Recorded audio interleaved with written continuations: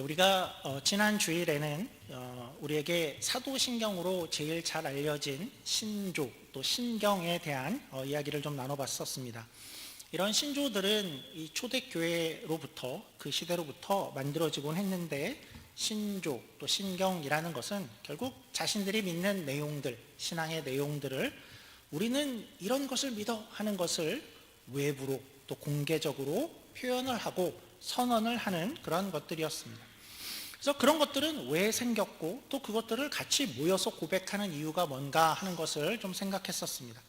그러니까 목적은 물론 우리도 그 유익을 누리자이지요. 우리도 이렇게 매주 하는데 이게 뭔지 다 아는 내용인데 굳이 매주 할 필요가 있나, 왜 하는가 하는 것을 확인하고 싶어서였습니다. 많은 유익이 있었죠. 그러니까 우리가 사도신경을 보면서 우리가 믿는 것이 이러한 것이구나 하는 것을 또 정확하고 명확하게 이렇게 정리하는 유익이 있고, 또 이것을 특별히 예배 때 고백을 한다라는 것은 우리가 하나님 앞에서 하나님, 내가 예전엔 안 그랬을 텐데 어느 순간 어느 날부터 이런 것을 믿고 있게 되었군요 하고 하나님 앞에 감사하는 그런 은혜의 고백으로 행하는 것이기도 하고, 또 굳이 이것을 같이 모여서 이렇게 하는가 할 때에는 우리는 세상에 많은 사람들이 다른 생각과 또 다른 주장을 갖고 있는데, 여기 모인 우리만큼은 같은 신앙을, 같은 것을 고백하게 되었구나, 이 공동체를 같이 확인하는 면에서 함께하는 것이었습니다. 그래서 초대교회에 이런 신조들은 사실 공동체의 어떤 신분증 같은 역할을 하기도 했었습니다. 그러니까 어떤 이들이 멀리 이사를 가거나 그러니까 이민을 가면 또 어떤 교회를 찾고 어떤 공동체를 찾을 때에 그 공동체에 들어갔을 때에 그냥 겉으로 봐서는 어떤 신앙을 가졌는지를 사실 잘 모르겠지요. 그래서 가서 서로를 확인하는 것입니다. 서로가 확인을 하죠. 어떤 신앙을 믿습니까? 이 공동체는 무슨 생각을 가지고 있습니까? 우리는 이런 신조를 가지고 있습니다. 한번 볼까요? 제가 믿는 것과 같은 것이군요. 저는 이 공동체에 속하고 싶습니다. 그러니까 서로에게 어떤 신분증 같은 역할을 하기도 했고, 또 이 신조는 한편 또 최소한의 내비게이션 역할을 한다라고도 표현할 수 있었습니다. 그러니까 어떤 갈 곳을 찍어놓고 중간에 어떤 다른 주장이나 다른 유혹들이 올 때에 그쪽으로 빠지지 않고 우리가 가야 할 길은 여기야 하고 갈 수 있게 만드는 것이 신조였지요. 그래서 우리가 매주 같이 고백을 할 때에 바라기는 내가 이런 걸 믿게 되다니 하는 것을 좀 생각할 수 있으면 좋겠고, 또 우리 공동체가 이것을 함께 가지고 있구나, 이대로 우리는 변하지 않고 갈 길을 갈 수 있으면 좋겠어 하는 마음으로 기회가 될 때마다 그렇게 하시면 하시는 분들에게 큰 은혜와 의미가 되리라 믿습니다. 이렇게 요즘 하우링이 계속 나는데, 이렇게 사도신경이라는 것은 기본적으로 우리가 기독교를 믿는다라고 할 때에 제일 핵심되는 내용, 이것을 정리한 것이다 라고 말할 수 있는데, 이 사도신경을 크게 보면 우리가 이렇게 볼 수가 있는데, 우리 화면을 한번 보여주시죠. 볼륨을 조금 줄일까요? 그냥 여기 마이크가 켜져서 그런가? 화면을 보시면 사도신경의 화면을 보시면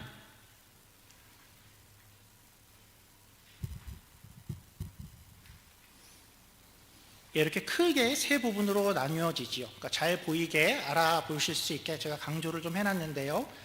우리가 매주 고백하는 내용은 어떤 것이냐 하면 결국은 이 세 가지를 믿습니다 라고 말하고 있는 것입니다. 우리는 성부 하나님을 믿습니다. 또 성자 하나님을 믿습니다. 우리는 성령 하나님을 믿습니다 하죠. 그러니까 우리 기독교 신앙에 그래서 매우 중요한 부분은 이렇게 성부, 성자, 성령, 이렇게 셋으로 존재하는 분을 믿습니다, 이 틀을 가지고 있습니다 라는 것이 기독교의 아주 큰 신앙 고백입니다. 그러면 우리가 이런 신앙 고백을 갖게 된, 이런 구조를 갖게 된 이유는 애초에 뭐였을까요? 그러니까 지난주에 강조한 내용과 연결해서 동일하죠. 그러니까 이 셋으로 존재하는 이 하나님에 대해서 특별히 이견이 많고 또 오해가 많고 다른 주장이 특별히 많아서였습니다. 야, 예수님은 하나님이 만든 피조물 아니야? 아들이라고 말하잖아. 뭔가 아버지보다는 열등한 존재가 분명할 거야. 뭔가 낮은 존재야. 동급은 아닐 거야. 성령님은 성경에 그렇게 많이 나타나지도 않잖아. 그리고 성령은 뭔가 그냥 힘이나 기, 어떤 파워를 나타내는 게 아닐까? 우리가 그렇게 얘기하잖아. 하나님, 우리에게 성령을 부어주소서, 성령으로 충만하게 하소서. 어떤 힘이나 능력이 아니냐. 또는 우리 화면은 안 해주셔도 됩니다. 뒤 화면으로 넘겨주시고요. 또는 우리가 이렇게 얘기하기도 하죠. 많은 이들이 야, 하나님을 뭘 그렇게 그런 식으로 믿냐. 알라면 알라, 부처면 부처, 또는 하나님이면 그냥 하나님만 믿어 하면 되지 왜 성부, 성자, 성령 이렇게 복잡하게 믿냐.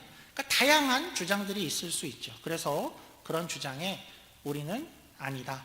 우리가 믿는 중요한 내용은, 기독교는 우리는 성부, 성자, 성령으로 존재하시는 분을 믿어가 된 것입니다. 사실 성경 자체에는 삼위일체라는 단어가 등장하지는 않습니다. 그러나 서기 200년경부터 이 단어를 교회가 하나님을 설명하기 위해 쓰기 시작한 이후로 여전히 오늘날까지 삼위일체라는 단어를 쓰고 있습니다. 우리에게 우리 신앙에 있어서 매우 중요한 내용인 것 같은데 오늘은 삼위일체에 대해서 한번 이야기를 좀 해보도록 하겠습니다. 삼위일체를 이야기할 때에 늘 시작 시에 늘 전제하는 것은, 제가 설명을 할 때마다 전제하는 것은 이런 것입니다.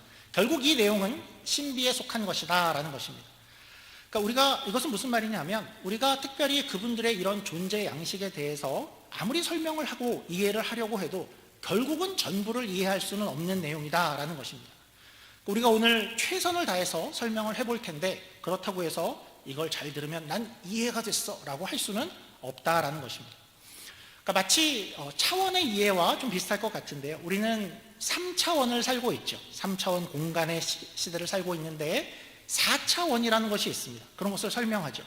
우리는 공간이라는 그런 3차원인데 시간이라는 차원이 들어가서 4차원, 시간을 왔다 갔다 할 수 있는 그런 세계를 설명하기도 합니다. 또 4차원만 아니라 물리학자들은 5차원, 6차원, 그 이상의 차원들도 존재한다라고 말을 하죠. 그러니까 영화 인터스텔라의 그런 장면이 아주 인상 깊은 장면이 있었죠. 거기서 주인공이 한 5차원이었던가요? 어떤 공간에 들어가니까 거기서는 시간과 공간이 얽혀서 과거와 미래가 함께 공존하는 그런 아주 이상한 장면이 나오죠. 그러니까 우리는 그 장면을 보면서 실제로 이 장면들이 그 공간이 어떻게 되어 있을까 하는 것을 완전히 이해하기는 어렵죠. 적어도 아직은 어려운 것입니다. 삼위일체도 좀 비슷할 것 같은데요.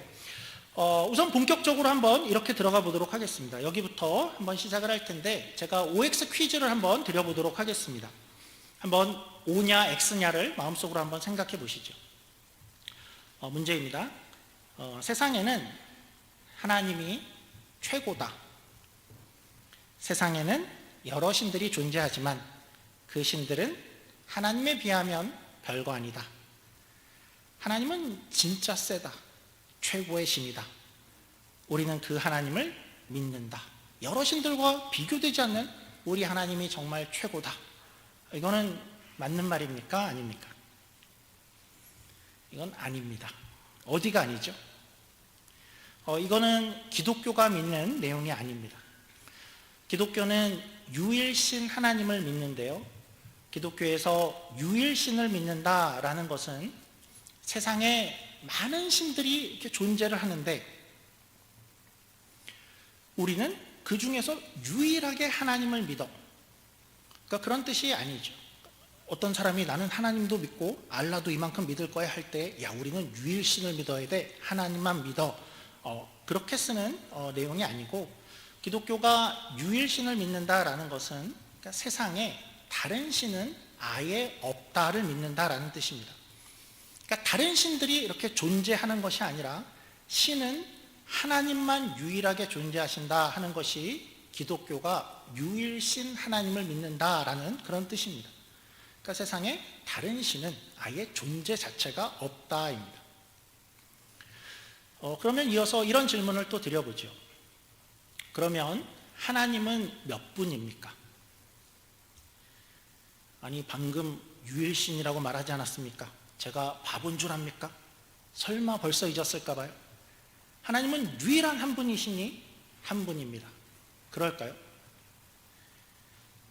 아니 그런데 생각해 보면 조금 전에는 우리가 성부 하나님, 성자 하나님, 성령 하나님 셋이라고 했는데 그러면 셋이어야 되는 거 아닙니까?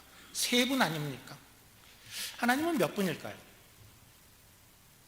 여러분의 의도에 따라서 또 문맥에 따라서 둘 다 맞을 수가 있습니다. 이게 무슨 말인가 하면 한번 좀 들어가 보도록 하죠. 우리 성경을 한번 보겠습니다. 고린도전서 8장 4절, 여러 성경이 있는 화면 한번 보죠. 고린도전서 8장부터 보면 그러므로 우상의 제물을 먹는 일에 대하여는 우리가 우상은 세상에 아무것도 아니며 또한 하나님은 한 분밖에 없는 줄 아노라. 여기를 보니까 한 분이 맞는 것 같습니다. 여기를 보면 하나님은 한 분이다 라고 해야 될 것 같습니다. 신명기에도 여호와는 오직 하나, 이사야서도 나는 여호와라 나 외에 다른 신이 없다 나밖에 신이 없느니라. 로마서도 하나님은 한 분이시니라. 그래서 이렇게 말할 때에는 우리는 한 분이다 라고 합니다. 그러니까 어떤 것을 말할 때냐 하면 우상이라는 것이 어디 존재하냐, 다른 신이라는 것이 어디 존재하냐, 세상에는 나밖에 신이 없다, 하나님 하나만 존재한다, 우리가 유일신 하나님 우리가 배운 것 같이 그냥 이렇게 말할 때는 세상에는 하나님 한 분만 존재해요 이렇게 얘기해도 틀리지 않습니다. 그런데 한 가지 조금 기억하면 도움이 될 것은 다음 화면을 보시면 여기 한국어 성경에 한 분이다 라는 이 표현은 사실은 한국 사람들만 가지고 있는 그 표현입니다. 그러니까 원어나 영어를 보면 모두가 다 그냥 하나다 라고만 표현을 하고 있습니다. 어쨌든 세상에 하나다 라는 뜻입니다. 그런데 그 하나님이, 그 하나이신 하나님이 분명히 또 셋으로 존재를 한다라고 말을 하죠. 우리가 사도신경에 매주 고백하는 그 내용입니다. 하나인데 셋이다. 그러니까 벌써 굉장히 어렵습니다. 하나인데 어떻게 셋일 수 있을까이죠. 그리고 이 셋은 그저 한 존재가 아니고 분명히 이 셋은 서로가 서로에게 구별되는, 독립된, 구별된 다른 존재가 분명합니다. 몇 가지 우리 성경의 장면을 머릿속에 좀 떠올려 보면 성경은 이 셋을 그러니까 전혀 구별된 존재라고 분명히 우리에게 보여줍니다. 창조시로 가보면 창조시에는 아버지 하나님이 계시고 그리고 아들은 태초의 말씀으로 존재했다라고 합니다. 그리고 성령은 수면 위에 운행하시더라. 그러니까 분명히 각각 구별된 존재로 존재하죠. 셋은 단순히 한 존재가 아닙니다. 오늘 본문으로 마태복음을 우리가 읽었는데요. 그 장면에서도 예수님은 이 땅에서 세례 요한에게 세례를 받고 계시고 그리고 하나님은, 성부 하나님은 하늘에서 이는 내 사랑하는 아들이다 하고 음성을 발하고 계시고 그리고 성령님은 비둘기처럼 내려오고 계십니다. 분명히 다 구별된 존재들이죠. 성자 하나님 예수님은 이 땅에 인간으로 오셨습니다. 근데 그분은 성부 하나님은 아닙니다. 그는 성령 하나님도 아니시죠. 오순절에는 성령 하나님이 이 땅에 오셨습니다. 그리고 우리 안에 내주하신다라고 하죠. 그 오순절에 불같이 오신 성령 하나님은 예수님은 아니지요. 그래서 우리가 성경에서 발견하는 이 셋은 성부 하나님, 성자 하나님, 성령 하나님은 분명히 구별되는 분으로 존재를 하십니다. 그래서 그분들은 이렇게 각각이 독립되고 구별되시고, 그래서 그분들은 무슨 마네킹이나 인형이 아니라 그분 각각은 다 살아계신 분들이고 본인의 어떤 구별된 의지, 감정, 생각을 가지고 계십니다. 그래서 이렇게 구별된다는 그런 면에서 우리가 어떤 말을 쓰기 시작했냐면 위격이라는 말을 쓰게 되었습니다. 위격, 굉장히 어려운 말이죠. 그러니까 여기서 이제 삼위라는 말이 나오는 것인데요. 그러니까 이 말을 결국 가져와서 우리가 쓰고 싶은 것은, 왜 이런 말을 가져와서 쓰냐라고 할 때에 우리가 표현하고 싶은 것은 분명합니다. 이 셋은 성부, 성자, 성령은 모두가 분명히 각각 독립된, 구별된 존재이고 각각이 구별된 의지와 감정과 계획과 생각을 각각이 가지고 있다라는 것을 표현하기 위해서 쓰는 말인데, 서구 문화권에서는 조금 더 편하게 각각을 그냥 person이다 라고 씁니다. 그러니까 하나님은 three persons이다 이죠. 그러니까 물론 이 말이 그러니까 하나님이 사람이다 라는 뜻은 아닙니다. 근데 뭘 표현하고 싶냐 하면, 하나님은 그냥 한 분이 아니고 각각이 살아계시고 각각이 인격과 감정과 의지를 가진 세 분이다 라는 것을 표현하는 것이죠. 근데 person 그러면 너무 사람 같으니까 우리가 대문자를 주로 씁니다. 근데 이 three persons를 한국말로 번역을 하면 뭐가 될까요? 하나님은 세 분이십니다가 되겠죠. 그래서 하나님은 세 분이십니다 라고 이걸 설명하기 위해서 우리가 하나님은 세 분이야 라고 쓰는 것은 맞는 말인 것입니다. 그러니까 정리를 하면, 그러니까 한국말로 할 때 하나님은 한 분입니다 하면 그것은 맞는 말입니다. 이럴 때 맞는 말이죠. 세상에 다른 신이 어디 있어? 오직 하나님만이 진짜 신이야. 그만 존재해. 그럴 때는 그것이 오케이입니다. 나는 하나님 한 분만 믿어.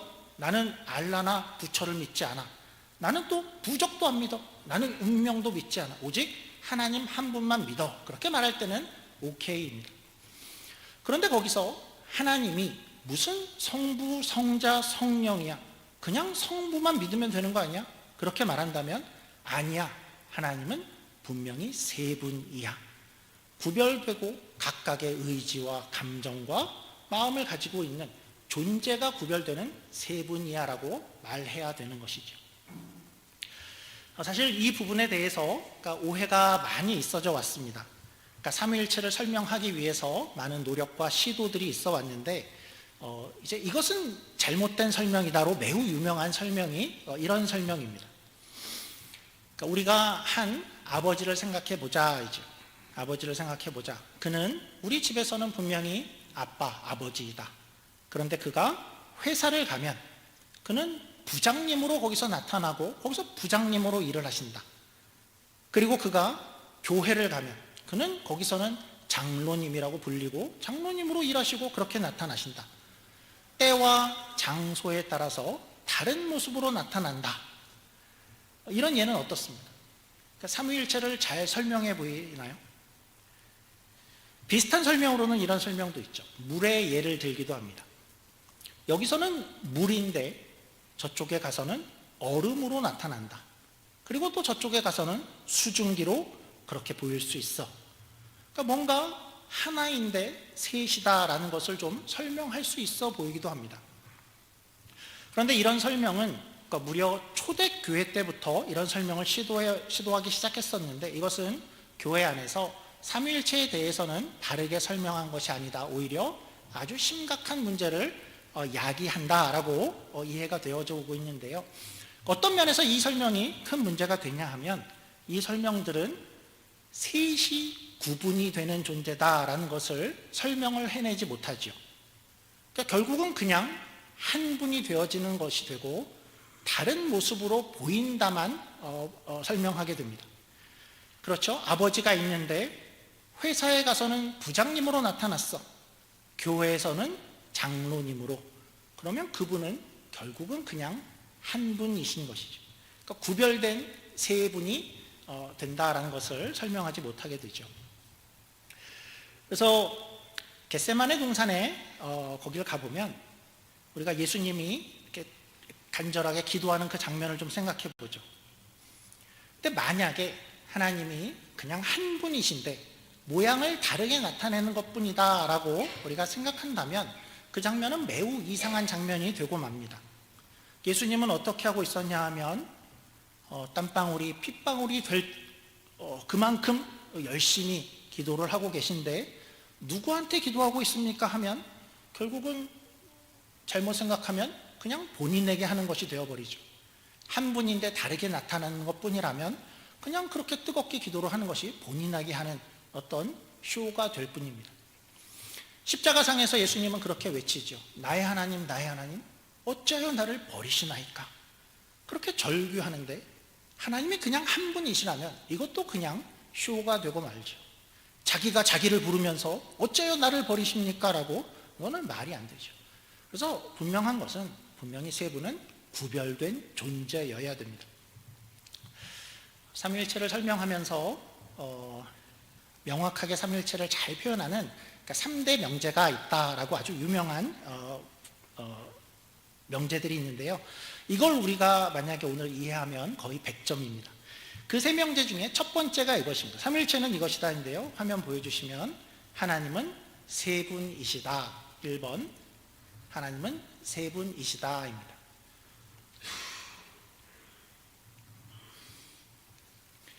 그래서 세 위격도 세 분으로 분명히 구별된 존재이다. 그냥 하나가 셋으로 보이는 게 아니라 세 분이 구별되어 있어. three persons이다가 첫 번째 삼위일체에 맞는 설명이고요. 두 번째 원칙은 우리 보시는 대로 each person is fully God입니다. 뭐냐하면 각각의 그 분들은 각각이 온전한 하나님이다인데요. 그러니까 이 명제는 어떤 것 때문에 나왔냐 하면, 그러니까 우리가 삼위일체를 막 상상하고 생각을 하면 이런 그림을 그리기 쉽기 때문입니다. 어떤 세 분이 분명히 존재한다 그랬어? 세 분이 존재해. 그러면 이렇게 합해지면 하나가 되는 거야? 라는 그런 생각을 하게 된다라는 것이요. 무슨 우리 어릴 때 갖고 놀던 합체 로봇처럼, 세 개를 이렇게 합치면 완전한 하나님이 되는 거 아니야? 우리가 원으로 그리자면, 우리 다음 화면 보시면 원으로 그리자면 하나님은 이렇게 한 3분의 1쯤을 차지해서 이렇게 세 명이 모이면 그냥 온전한 하나님이 되는 거 아니냐라고 생각을 할 수 있다는 것이죠. 근데 성경은 또 어떻게 이야기를 하냐면 모두 각각의 분이 그냥 온전한 하나님이다라고 이야기를 합니다. 그러니까 아마 혹시 이런 그림이 조금 도움이 될까 싶은데요. 그러니까 완벽한 설명은 아닐 수 있는데 우리 다음 화면을 한번 봐보죠. 그러니까 이렇게 생각하면 어떨까 싶습니다. 우리 성부, 성자, 성령 하나님을 다 원으로 그렸죠. 이 말은 각 하나님이 완전한 하나님이다라는 그런 표시인데요. 그러니까 우리가 이렇게 그려놓으면 이제 또 이런 생각이 듭니다. 분명히 신이 세 명이구나. 삼신이구나. 그래서 삼신론이 되기가 쉬운데요. 그러니까 신이 세 명 아니야? 이렇게 되기 쉬운데 이 셋을 또 우리가 어떻게 하나라고 이야기할 수 있을까 할 때에 제가 들은 가장 저를 좀 이해시키는 설명 중에 하나는 이런 설명입니다. 그분들은 분명히 이렇게 각각 완전한 하나님이시다. 그런데 우리가 생각을 해보면 각각의 하나님의 어떤 마음과 감정과 생각과 계획과 이런 모든 것들이 서로 틀릴 수가 있을까 하는 거죠. 아니야, 그럴 수 없을 것 같아. 그분들은 모든 면에서 같은 마음을 품고 있을 거야. 그래서 그분들 사이에는 어떤 갈등이나 논쟁이나 다툼이나 시기나 질투나 이런 것들이 일어날 리가 없어. 그러니까 어느 날 성령님이 나는 왜 이렇게 삼위야? 나는 좀 반역을 일으켜서 이렇게 올라가야지. 그런 꿍꿍이를 벌일 일이 없다라는 것이죠. 그래서 이 각각의 하나님은 너무나 온전한 하나님인데 우리가 보니까 모든 면에서 너무나도 같은 생각과 같은 마음과 같은 그런 사랑을 가지고 있기 때문에 우리는 이분들을 하나라고 이야기할 수 있어 라고 설명을 하는 것이죠. 우리 다음 화면 한번 보시죠. 이런 식이죠. 분명히 각각의 분들은 온전한 하나님인데 이분들은 너무나 같게 우리가 하나라고 부를 수 있다는 것입니다. 제가 설명을 잘하고 있는지 잘 모르겠지만 여기까지 오면 사실은 굉장히 삼위일체에 대해서는 많이 온 것입니다. 그래서 삼위일체에 해당하는 아까 세 가지 명제라고 했는데 세 번째 명제까지 한 번에 보여주시면 다음 화면을 보여주시면 이렇게 됩니다. 하나님은 세 분이시다. 그리고 각 하나님은 부분이 아니라 각 하나님이 온전한 하나님이다. 그러나 그 가운데 세상의 하나님은 하나이시다 라고 우리가 이해하는 것이죠. 우리가 이것을 과연 잘 이해했나 하는 것을 이제 점검할 수 있는 아주 유명한 그림이 하나 있습니다. 구글에 삼위일체 치면 제일 많이 나타나는 그림인데요. 우리 다음 화면을 한번 보여주시면 이런 그림입니다. 그림을 이렇게 보시면 각 모서리에 누가 있나 보면 성부, 성자, 성령이 계십니다. 그렇죠? 그리고 그 성부, 성자, 성령 그 두 부분들을 잇는 사이에는 is not 이라고 되어 있습니다. 그러니까 아니다라는 뜻이죠. 그러니까 이 표는 뭘 나타내냐 하면 성부는 성자냐 하면 그렇지 않다. 성부와 성자는 같지 않아. 아니다. 그리고 성자는 성령이 아니고 성부와 성령은 같은 분이 아니다라는 그런 것을 표현하고 있는 것이죠. 그리고 또 그 중간에 연결된 부분을 보면 is라고 되어 있죠. 그것은 맞다라는 뜻이죠. 뭘 표현하냐면 성부는 그 자체로 온전한 가시냐 하나님이냐 그러면 그렇다입니다. 성자도 그분 자체로 하나님이시고 성령도 온전한 하나님이다라는 것을 표현하는 표지요. 그리고 이 모두가 우리가 보는 저 그림이 바로 하나이신 하나님이다인 것입니다. 한 30초만 쉬죠. 한번 정리를 해보시죠.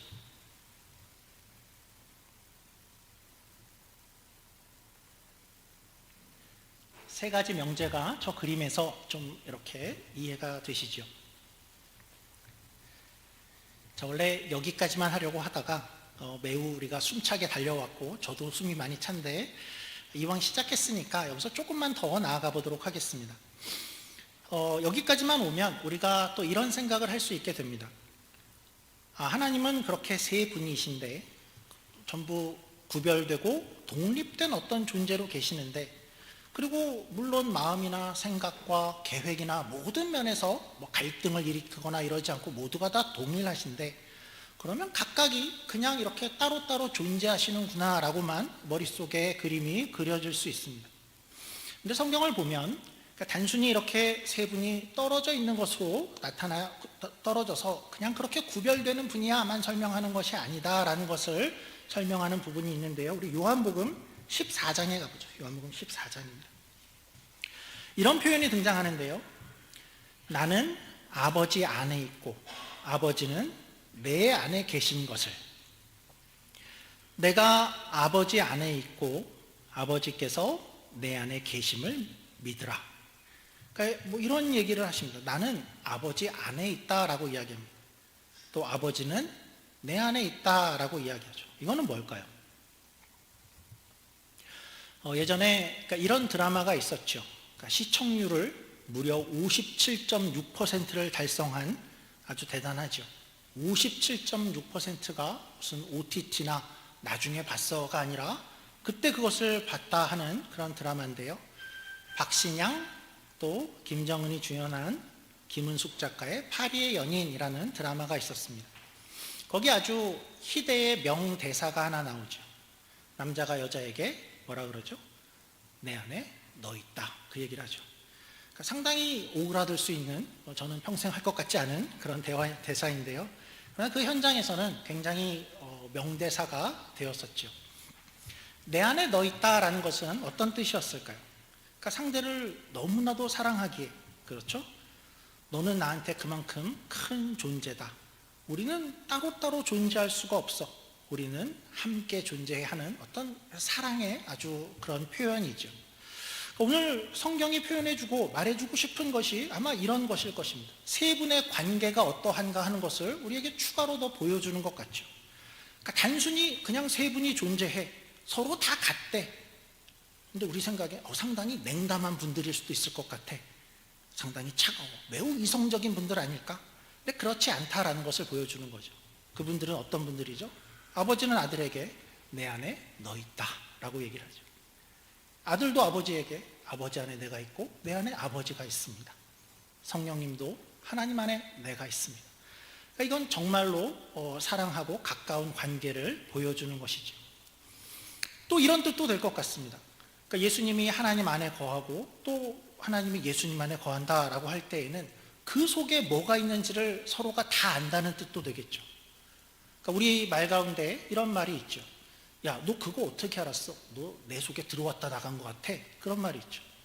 그러니까 그만큼 하나님과 예수님과 성령님은 그 안에 무엇이 있는지 모든 것을 다 알 수 있다. 그런 영원한 교류가 있다라는 거죠. 이런 말씀이 있죠. 성령님은 모든 것, 곧 하나님의 깊은 것이라도 통달하느니라. 모든 것을 서로가 알고 있는 것입니다.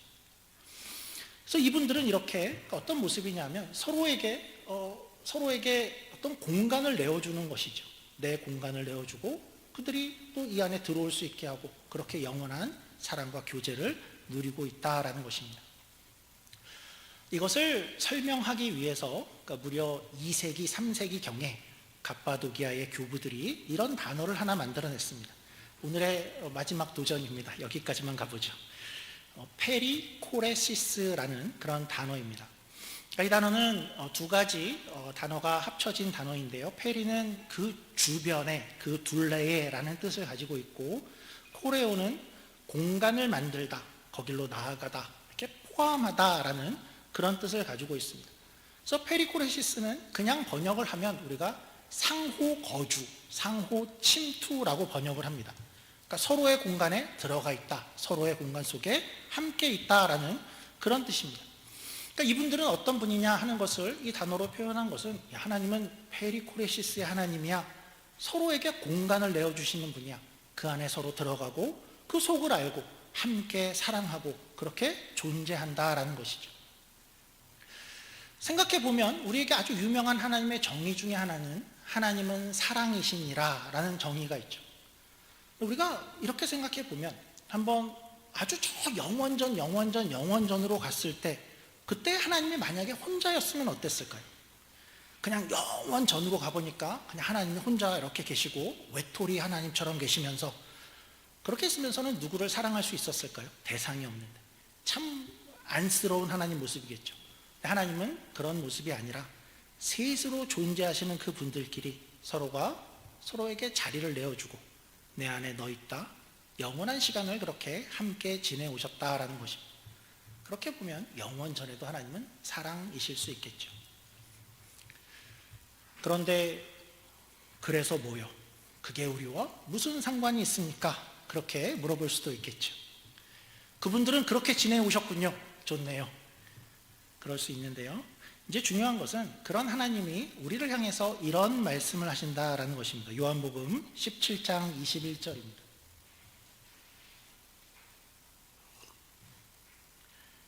아버지께서 내 안에, 내가 아버지 안에 있는 것 같이 저희도 다 하나가 되어 우리 안에 있게 하사. 이 말은 뭐냐면 하나님이 그 관계 속에 우리를 거기로 초대하시는 것입니다. 그러니까 영원부터 어떤 우리가 상상할 수 없는 완전한 사랑을 누리시는 그 관계 안에 우리가 그 안에 들어오기를 초대하신다라는 것이죠. 영원 속에서 사랑을 나누시는 분, 서로에게 공간을 내어주고 영원 속에서 하나로 거하시는 그 분이 아름다운 어떤 신비로운 관계 속에 이제 우리를 거기로 초대하신다라는 것입니다. 우리가 이제 여기에 자리를 내어줄 테니까 너희가 들어와라 하시는 것이죠. 이것이 삼위일체 하나님께서 우리를 부르시는 모습이고 이것이 기독교인 것이죠. 삼위일체는 우리에게 어떤 의미가 있을까? 어쩌면 우리의 앞날을 보여주는 그런 모습일 것입니다. 우리는 앞으로 영원 속에 어떤 삶을, 어떤 시간을 보내게 될까? 그 영원 속에서 깊은 사랑을 나누신 그 하나님의 관계 안에 우리가 그 안에 포함되어 영원을 살게 될 것이다. 그것을 기대케 하는 것이 삼위일체인 것이죠. 복잡하게 왔지만 이 삼위일체 하나님이 우리의 신앙 가운데 의미하는 것이 어떤 것이고 또 그 관계 안에 결국은 우리를 데려가겠다라고 초청하시는 그 하나님을 함께 기억하시며 또 기대하시는 저와 여러분이 되기를 주님의 이름으로 축원합니다. 기도하겠습니다. 하나님 아버지 감사합니다. 삼위일체라 하는 이 하나님의 그 모습들은 우리가 이해하기도 힘들고 또 신비에 속한 것인지 알지만 우리가 잠시 한 부분들을 살펴보았습니다. 어떻게 하나님께서 이 모습으로 존재하신다라는 것을 우리에게 보여주셨는지 우리가 이해하는 시간을 가졌고 결국은 하나님께서 원하시는 것은 그 영원한 아름다운 관계 속에 우리를 초청하고 계신다라는 것을 우리가 확인했습니다. 우리의 삶 가운데 그 하나님의 아름다운 관계 가운데 들어가는 것을 또 기대하게 하시고 또 소원하는 우리가 되어지게 하시고 우리에게 이 신비로운 모습으로 나타나신 우리 하나님께 영광을 돌리는 우리 모두가 되게 하여 주시옵소서. 감사하며 예수님 이름으로 기도드립니다. 아멘.